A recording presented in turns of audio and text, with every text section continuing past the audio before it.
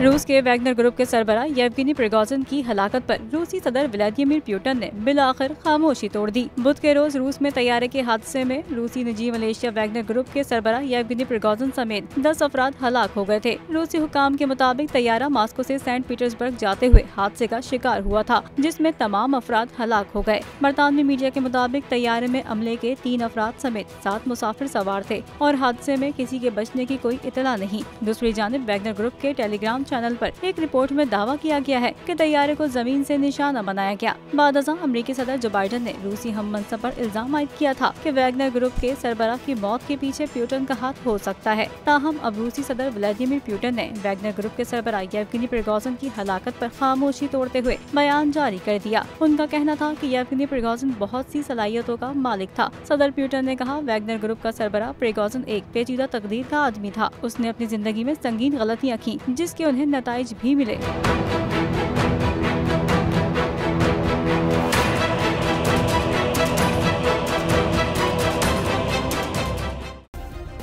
Subscribe करें और bell दबाएं ताकि कोई खबर रह न जाए।